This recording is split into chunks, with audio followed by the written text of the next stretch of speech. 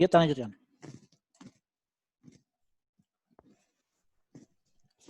Jadi saya review lagi. Jadi style itu, styling CSS itu bisa inline ya tadi. Kemudian bisa di header, nanti bisa di eksternal ya. Oke. Kemudian informasi berikutnya lagi tentang melekatkan style. Bisa satu based on elemen, jadi langsung elemennya ditembak kayak tadi pakai P kurung kurung buka. Bisa based on ID ya, tadi udah kita lihat juga, dan rule-nya kita udah bisa bikin tadi ya, prioritinya yang mana dulu. Kemudian bisa based on class. Nah sekarang kita akan melihat yang class ya, pemanfaatan yang class. Mari kita perhatikan. Mana ya? Oke, sama seperti tadi, kita akan tutup dulu.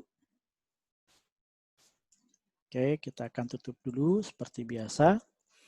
Paragraf ini pun juga saya akan kopas. Saya akan tutup. Ingat tutupnya ya, Ctrl// ya.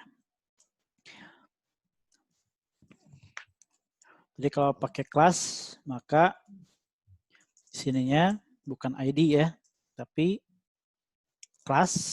Oke. Kelas par 1, kelas par lah ya. Nanti mau saya terapin juga di yang paragraf 2. Nanti kalau pakai kelas, kita gunakannya adalah ini ya, titik. Titik, kemudian saya panggil namanya. Kelas par. Kelas par. Oke. Sip. Nah ini dia. Kita perhatikan, saya belum nambahin apa-apa. Kita akan lihat dulu tampilan halaman webnya. Kembali normal ya. Dan sebetulnya kalau Anda orang programmer gitu kan ya, Anda akan merasa janggal kalau di sebagai mesin ya. Karena Anda melihat ada ketidakcocokan antara atribut yang didefinisikan dengan yang dideklarasikan. Yang didefinisikan kelas par ada di sini ya. Yang par 1 ini nggak ada karena di komen ya kan ya. Harusnya ada error ya. Nah, mari kita lihat. Di dalam pemrograman front end, kita bisa melakukan analisis tentang melakukan penelusuran lah ya, ngedebug, menelusuri jalan atau enggaknya sebuah aplikasi di bagian front end dengan menggunakan fungsi inspection di browser ya. Kita bisa tekan F12, akan muncul ya inspection di sebelah kanan, ya kan ya. Anda bisa melihat di sini, saya mau menginspeksi yang paragraf 1 ini, saya klik kanan di dia, inspection. Nah, maka nanti akan muncul nih di sebelah kanannya menunjukkan bagian mana dari si elemen HTML berserta stylenya yang kemudian berasosiasi dengan paragraf-paragraf yang ada. Ya kan ya? Oke. Nah, kejanggalan yang tadi itu oleh browser itu dianggap bukan anomali. Karena CSS ini bukanlah pemrograman yang bisa memicu error sebetulnya. Kalau dari sisi stylingnya. Jadi ketika tidak ada deklarasi untuk elemen styling tertentu, maka ya dia adem ayem aja. Yang normalnya kalau itu pemrograman dan ada error, dia memunculkan informasinya di error konsol ini, di bagian konsol ini. Gitu ya. Jadi tolong diingat, ketika ada status style tidak berlaku, padahal Anda yakin sudah dibuatkan rule-nya, maka jangan menelusuri menggunakan inspection. Ya, Anda harus telusuri secara spesifik manual ya. Mungkin kayak tadi ya, ada case sensitif yang tidak diperhatikan. Itu salah satu contohnya. Oke? Jadi itu catatan bahwa styling ini ketika ada anomali tidak dianggap sebagai error ya. Itu catatannya.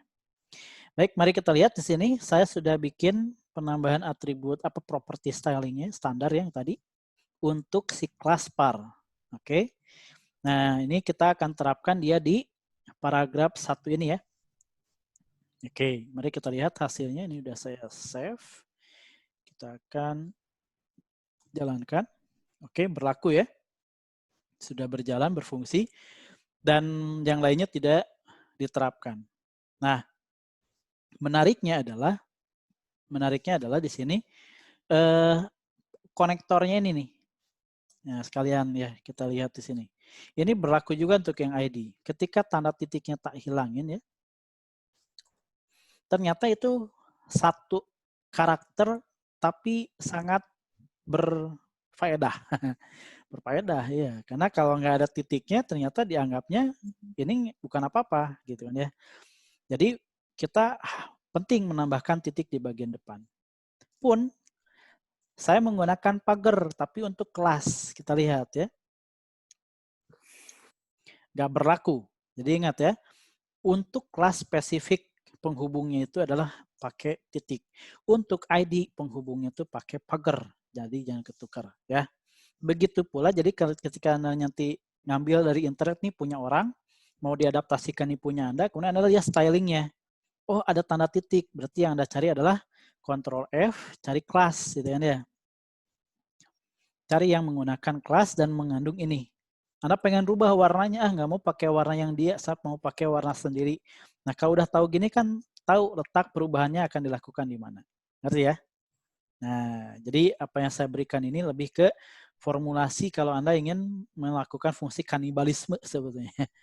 Kanibal punya template punya orang yang di-share, Anda pengen custom sesuai dengan gaya Anda. Nah, caranya seperti ini. Oke ya, nah kita lihat sekarang. Sama kayak tadi. Setelah saya punya kelas seperti ini, saya pengen coba gabungkan ya dengan yang lainnya. Nah, ini saya kasih yang kelas ini jadi right, berarti dia sisi kanan ya. Kita lihat hasilnya. Mungkin warnanya tak rubah ya. Yang ini dibikin jadi warna blue saja. Oke. Jadi rule-nya udah makin clear ya. Jika tidak ada definisi kelas di dalam sheet elemen HTML maupun ID, maka yang berlaku adalah yang sifatnya global, yaitu yang paragraf tadi. Gitu ya. Tapi jika di masing-masing itu sudah ada, maka dia sudah bisa itu yang diprioritaskan, bukan lagi yang bersifat globalnya. Nah, nanti akan ada hal kayak gini. Jadi kita lihat. Saya bikin ini dipisah. Saya bikin kelas par. Oke. Isinya adalah satu elemen doang ya.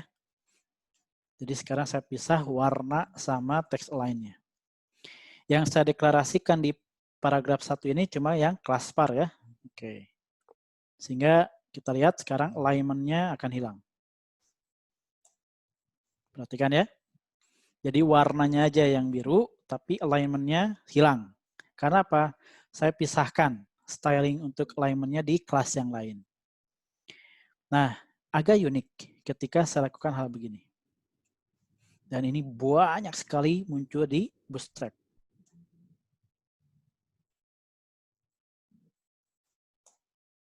Jalan lagi ya. Siap. Anda bisa simpulkan berarti? Jadi, untuk deklarasi kelas itu memungkinkan kita menempelkan sekian banyak styling di dalam satu elemen HTML tertentu, gitu kan ya, dengan memanggilnya melalui atribut kelas, dipisahkan pakai spasi. Ya. Jadi dengan ini kita punya nih styling untuk kelas par, warna biru diatur di sana. Kemudian kelas subpar itu dengan mengatur teks lainnya. Ya, mengatur hal yang lain lah ibaratnya demikian. Nah, apakah ini bisa berlaku juga untuk yang si ID? Nah, kita lihat ya. ID kan pakai pagar tadi ya. Par 1, anggap ini style par 1A, gitu ya. Ini kita bikin style par 1B. Kita hilangkan di yang par ini 1A dengan hanya warna. Di 1B ini dengan teks align-nya. Oke ya. Nah, ini berarti saya terapkan di paragraf 2. Oh, salah. Jangan 1 ya. Oke. Sip. Nah, ini kita akan gunakan yang style par 2A dulu. 2A itu ngatur warna ya. Oke, ke warnanya Web3 School. Oke, alignment-nya tidak diatur. Dia ditaruh di sebelah kiri ya. Ya, karena tidak ada alignment-nya. Nggak ada diatur tentang posisi tulisannya. Kemudian saya pengen ngikutin gaya yang si kelas di sini. Jadi ada ID, style par 2A, spasi, style par 2B. Oke.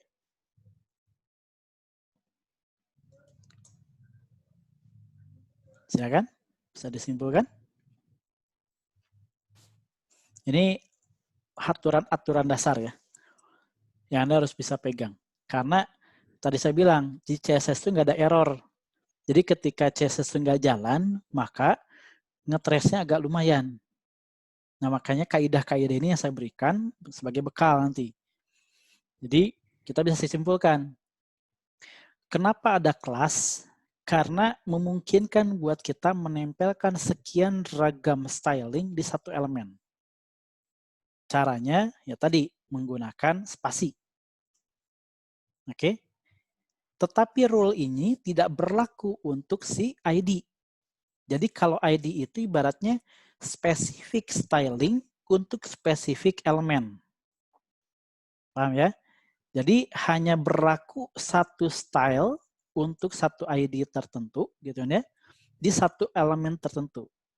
Nah, jadi kalau Anda pengen memberikan kekhususan yang paling khusus untuk satu elemen, maka gunakan ID.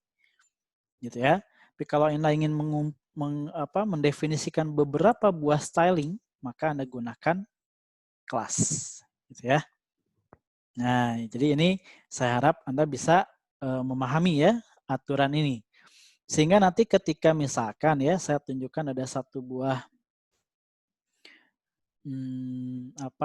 nah ini contoh. Misalkan ya, contoh aja ini. Saya punya nih nanti ada sebuah elemen lah apapun ya. Kemudian Anda melihat di sini ada ada kayak gini strukturnya tuh. Ini saya yakin Anda sudah nggak aneh lagi sekarang berarti. Berarti sudah terdeklarasi ada dua buah styling yang ditempelkan buat si elemen footer ini. Yang pertama adalah sticky footer, kemudian pengaturan warnanya menggunakan background white. Nah gitu kan ya. Jadi kalau Anda cari ini di filenya si CSS itu akan ada dua buah style bernama BG white sama ini. Gitu loh. Paham ya? Oke. Nah kemudian kita panggil.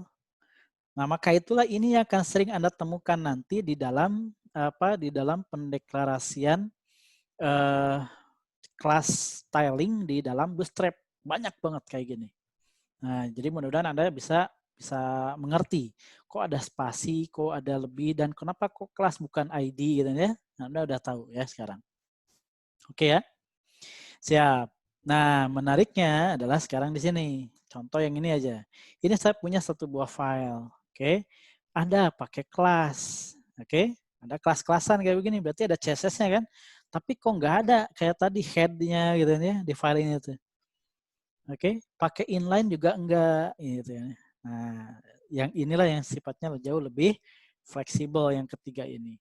Yaitu bagaimana cara ngedeklarasiin ini semua di dalam file eksternal gitu ya, yang kemudian kita pengen tempelkan, sehingga cukup bikin satu file CSS bisa dipakai untuk beragam macam file HTML. Nah, itu jadi jauh lebih fleksibel ya. Oke, sampai sini dulu. Mudah-mudahan bisa ketangkap ya. Prinsip dasarnya dulu ya. Oke, mudah-mudahan dari sini teman-teman nanti akan saya berikan tugas mulai dari sini untuk membiasakan pemanfaatan styling ini. Dan nanti di tugasnya tentu atribut stylenya bukan hanya dua ini ya. Jadi saya berharap Anda bisa eksplorasi ya ke Web3 School, nyari contekan dari manalah terserah. Yang penting kaidahnya terpenuhi ya. Masih menggunakan CSS dasar.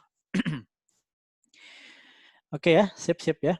Nah ini poin apa yang kedua, yaitu berarti kita sudah membahas sampai yang header ya. Oke, ini juga udah ya, udah. Jadi tinggal satu lagi ini yang untuk CSS, untuk konsep dasarnya itu tentang pemanfaatan si external file ya. Pemanfaatan eksternal file CSS. Oke, sebentar. Nggak hilang ya. Bentar ya. Oke, jadi mudah-mudahan bisa ketangkap lah ya. Bisa ketangkap idenya seperti apa. Dan mudah-mudahan ke depan Anda sudah jauh lebih terbiasa melihat scripting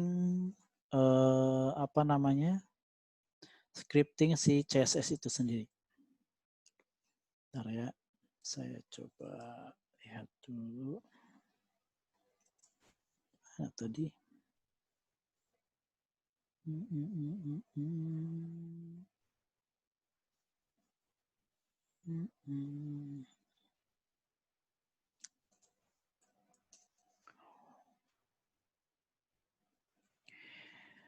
Oke, nah sekarang kita akan coba masuk ke bahasan yang ketiga, yaitu bagaimana ketika stylingnya ini mau saya coba terapkan di external file. Ya, ketika ingin saya terapkan ke external file, maka deklarasi stylingnya nanti menjadi seperti ini. Jadi ada deklarasi style sheet tipenya CSS, kemudian diarahkan ke filenya dia di mana. Ya. Jadi untuk yang kasus kita taruh dia di bagian header, ya menggunakan link, gitu ya. Kemudian definisikan dia untuk style sheet dan filenya ada di mana. Nah kemudian yang diisikan di file itu adalah ini semua. Nah gitu kan ya. Kita akan cut, ini kita akan hilangkan. Oke. Kemudian kita siapkan file dengan nama style CSS. Sudah ada ya style CSS. Saya bikin style2.css. Saya save, saya bikin, saya paste di sini. Saya simpan style2.css. Oke. Mari kita uji coba dulu. Kita seperti biasa akan hilangkan dulu ini. Gitu ya cara latihan. Kondisikan dulu ke awal untuk melihat ada atau tidak adanya perubahan. Oke, ini kondisi awal ya. Kemudian file CSS-nya udah kita buat tadi di eksternal, kemudian sudah kita panggil juga, tapi di komen. Nah, sekarang kita buka komennya. Filenya udah sesuai ya dengan tadi style2.css. Dan kita akan coba jalankan. Selesai sudah. Jadi sekarang kalau saya mempunyai sebuah halaman HTML yang lain dengan memanfaatkan styling seperti ini, maka cukup fleksibel. Maksudnya gini, misalkan saya akan bikin file baru. Oke, kita simpan. Misalkan ini home.html ya. Kemudian isinya strukturnya sama kayak tadi. CSS-nya sudah saya definisikan di sini. Kemudian saya akan bikin paragraf P seperti biasa. Nyampe dulu ya. Kita bikin H1 dulu untuk label.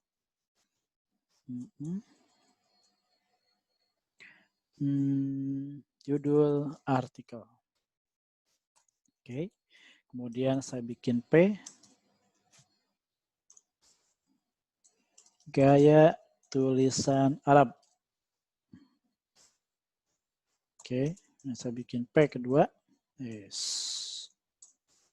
P.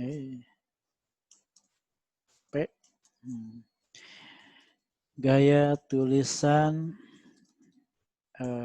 judul yang di tengah nanti ya. Ini satu lagi. Gaya tulisan biasa. Oke. Nah, saya pengen membuat sebuah file baru dengan styling yang sama kayak yang sebelumnya. Tapi filenya udah saya rubah sekarang ya. home.html. Kita panggil ya. Kita panggil dulu. home.html. Nah, lihat ya, udah langsung jalan tuh.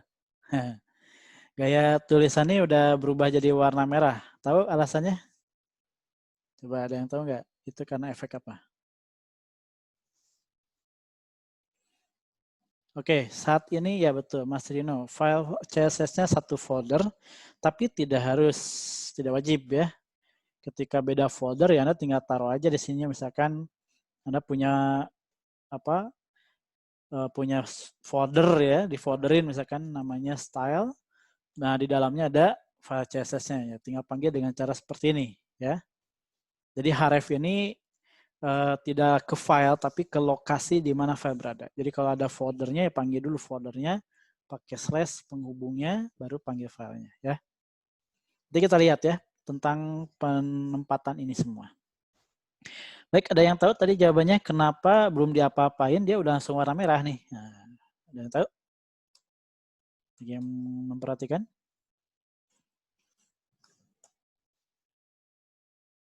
Karena ya, siap. Coba oke, udah ada jawaban karena file CSS-nya. Bagian mana dari file CSS ini yang membuat jadi warna merah? Oke, kita buka ya file style-nya. Tutup.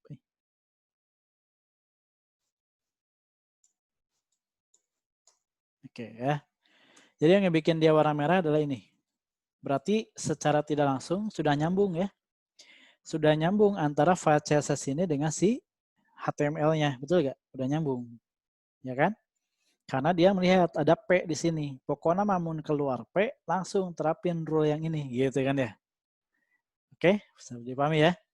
Nah, sekarang saya pengen menerapkan yang kelas untuk yang tulisan Arab.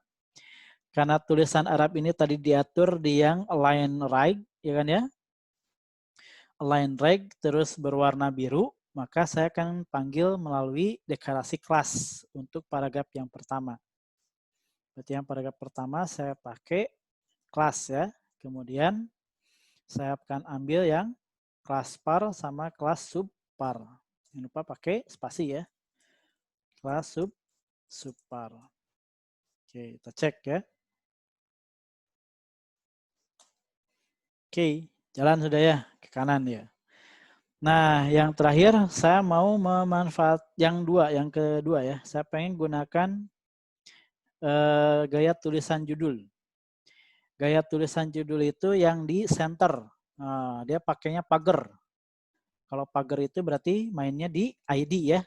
Berarti saya akan jadikan ini sebagai ID.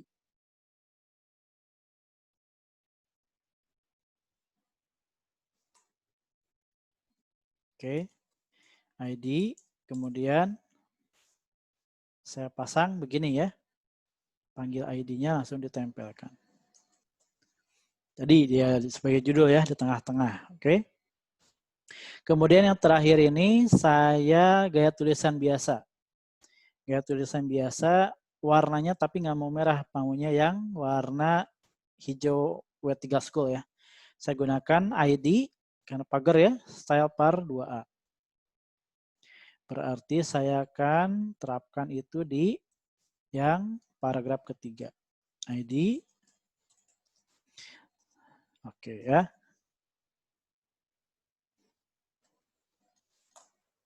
Oke.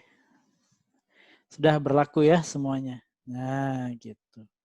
Nah, mainkanlah ini sebagai patokan untuk ngebikin styling dan bukan untuk bukan untuk ngebuat dari awal, tapi andai kata nanti Anda menemukan satu referensi itu nggak bingung gitu. Ini apa gitu ya. Mudah-mudahan Anda bisa lebih luas untuk memodifikasi gitu ya, lebih luas untuk melakukan modifikasi. Nah, banyak juga yang lainnya yang kemudian bisa kita coba terapkan ya untuk si styling ini ya. Banyak sekali. Ntar saya mana ya?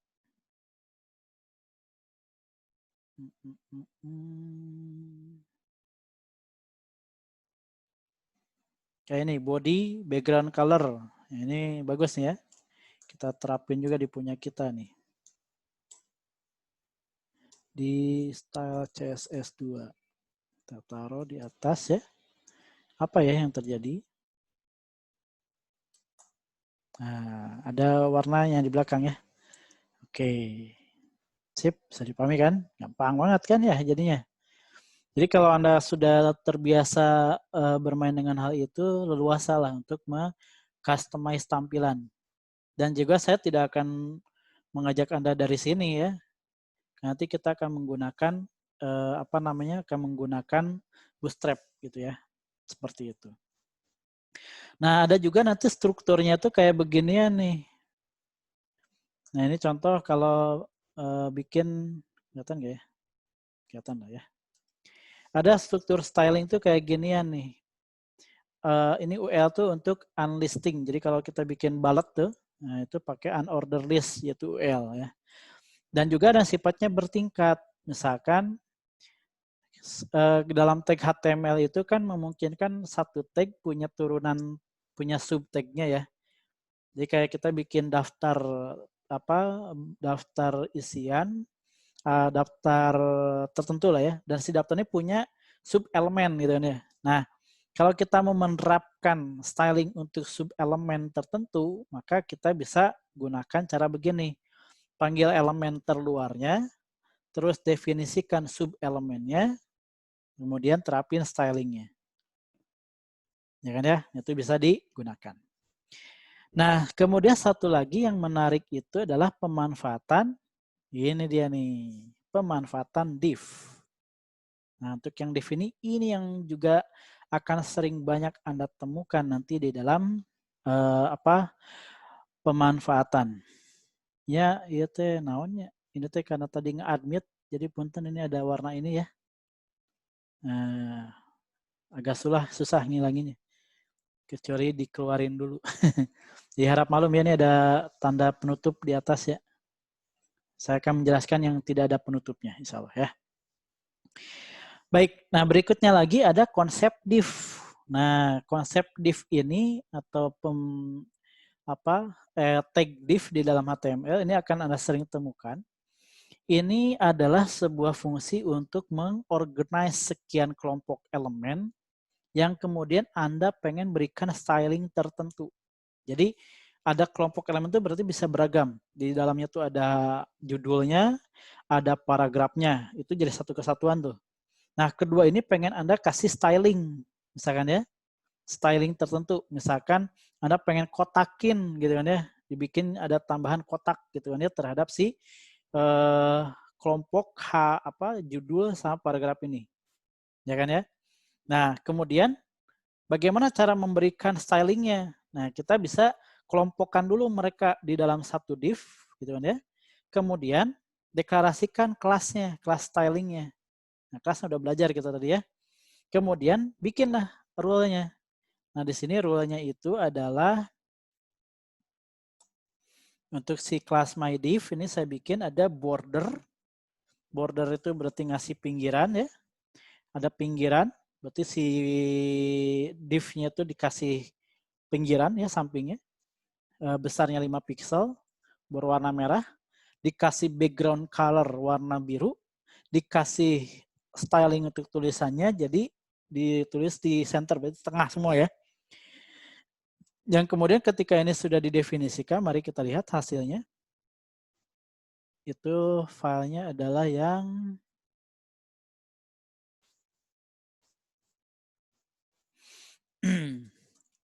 latihan div.html.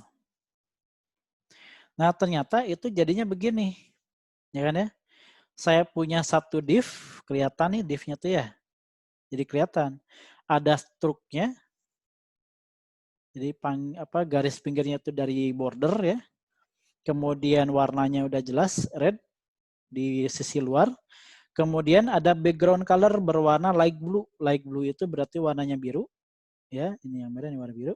Kemudian style berikutnya lagi langsung sekaligus teks line-nya ditaruh di center. Berarti tulisannya jadi kayak judul ya, tengah tuh. Kelihatan kan ya? Sip. Nah, jadi kalau udah kayak gini, Anda juga sudah bisa lebih familiar membacanya. Oh, kalau gitu mah Berarti untuk merubah kotak yang tadi menjadi warna background yang lain, ini yang saya rubah berarti ya. Misalkan saya rubah jadi yang tadi aja ya. Kita gunakan si warnanya W3 School. Udah ngerti kan? Ya kopas, pas di sini gitu kan ya. Ini kegedean nih, jangan 5 lah, 2 gitu kan ya. Oke, sip. Kemudian kita refresh. Nah, kan berubah tuh. Ya kan? Nah, itulah pemanfaatan div. Jadi div ini biasanya tidak berdiri sendiri. Div ini biasanya dilengkapi dengan deklarasi kelas, ya kan ya? Nah, seperti yang tadi saya contohkan, itu menunjukkan bahwa ada sekelompok elemen HTML, ada P, ada H, gitu ya, ingin diberikan styling yang sama, atau mereka mau dikelompokkan dalam satu kelompok style tertentu. Maka saya kelompokkan dia dulu ke dalam div-nya. Oke, saya kelompokkan dia dalam div, kemudian saya bikinlah style untuk div itu. Dan stylenya sangat bebas, terserah Anda. Nah, jika tidak ada style, maka sebetulnya tidak ada hal khusus gitu ya. Itu hanya tulisan biasa. Itu hanya sebuah layout biasa. Tapi ketika ada div dan ketika ada style, maka langsung berubah semuanya. Ya, tampilan menjadi jauh lebih menarik. Oke. Jadi pahami ya? Seperti itu. Jadi sekali lagi div itu tidak memberikan value apa-apa jika hanya sekedar dituliskan tanpa ada deklarasi stylingnya. Dia mulai menjadi punya nilai di dalam si tampilan ketika ditempelkan styling terhadapnya. Oke, maka berlakulah dia. Dan tentunya kita tahu ya, ini bisa lebih dari satu, benar nggak? Nah, selama dia tidak kontraproduktif gitu kan ya, misalkan saya bikin font style ya, kita bikin ya, caranya sama ya, kayak ginian. Font, ingat ya, harus sama ya.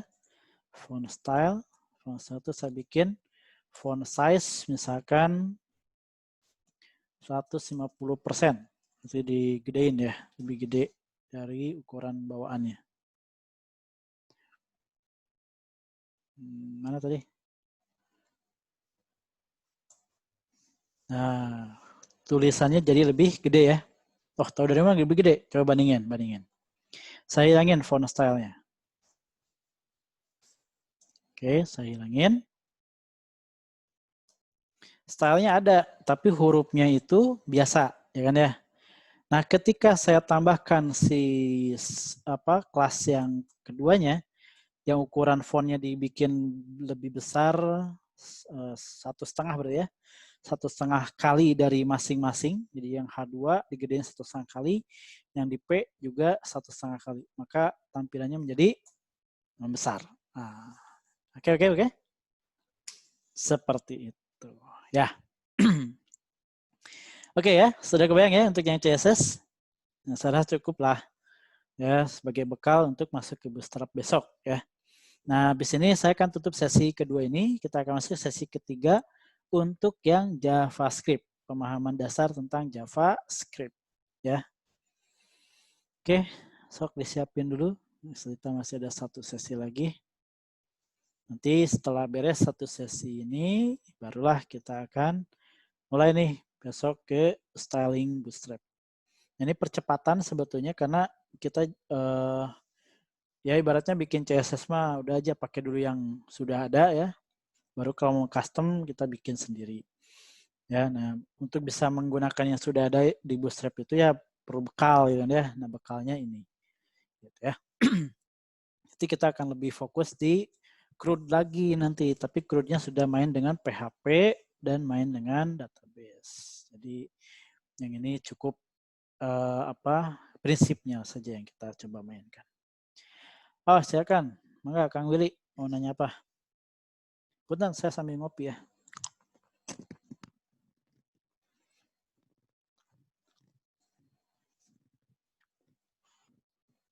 Enggak, yang lain kalau ada yang mau bertanya, enggak.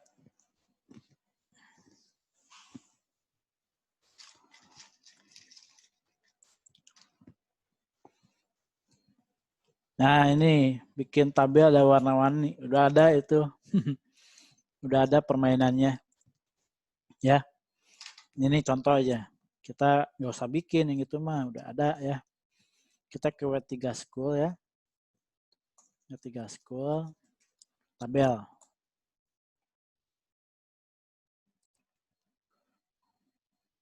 Salah.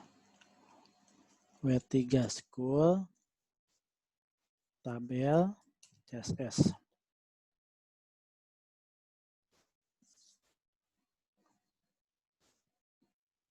Ini kan warna-warni kan ya. Nah, udah ada tuh, tinggal kopas ya. Tinggal kopas tuh udah muncul warna-warni. Cuma kan jadi sekarang Anda tahu nih cara apa ibaratnya cara mengcustomnya gitu kan ya. Background color F22 ini tuh yang mana gitu ya. Oke, jadi udah ada. Jadi contoh yang kita perlu pahami itu adalah ininya nih. Pemanfaatan langsung aja ke yang biasa dimainkan ya. Nah, ini nih. Strip tables. Ternyata si CSS itu sudah membuat nih styling untuk table. Ada yang namanya unstyled. Nah, ini untuk ngebikin selang-seling. Ya. Jadi contoh misalkan ini saya hilangin ya. Saya hilangin. Itu kayak tabel biasa aja, kan ya? Kayak tabel biasa. Tapi ketika ini ada gitu ya, maka yang event itu berarti genap ya? Event itu ganjil genap ya kalau salah ya? Lupa saya. Ganjil ya? Pokoknya itulah. Jadi ini baris pertama dia langsung jadi warna ini. Coba ya kita ganti. Ganti ekstrim langsung FF 0000 gitu ya. Tuh kan ya. Jadi udah ada. Tinggal Anda mainkan aja gitu ya. Gitu. Nah, jadi yang table ini untuk bikin tampil lah ya dengan width berapa. THTD untuk si label atasnya. Padding ini untuk ngasih apa jarak dari tulisan ke si tablenya. Nah, ini yang paling menarik ininya nih. Pemanfaatan apa itu? Styling di genap ganjilnya gitu ya. Kalau nggak salah tuh ganjil tuh odd ya. Lupa saya. Tinggal coba anunya. Ya benar ya. Oh, odd tuh ganjil, event tuh genap ya. Gitu. Sok lagi. Nah benar, odd tuh ganjil. Iya, saya suka kebalik. Malum. Bisa lah, bisa diatur. Ya, jadi kalau untuk styling ini mah sebetulnya banyak banget lah. Jadi intinya mah kalau saya ngasih saran ya, styling ini cari template di internet ya, mana yang paling mendekati dengan yang Anda butuhin. Terus kalau ternyata itu sudah banyak kesesuaian, ambil modifikasinya minimalis. Gitu kan ya. Nah, itu saran saya. Oke. Sip ya, udah cukup lah untuk sesi ini. Kita akan tutup.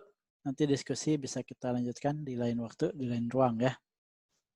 Kita akan masuk berikutnya berarti ke JavaScript. Berarti ini udah semua ya. Prinsip dasarnya udah semua, tinggal Anda adaptasikan. Oke, see you di sesi ketiga. Saya tutup dulu. Assalamualaikum.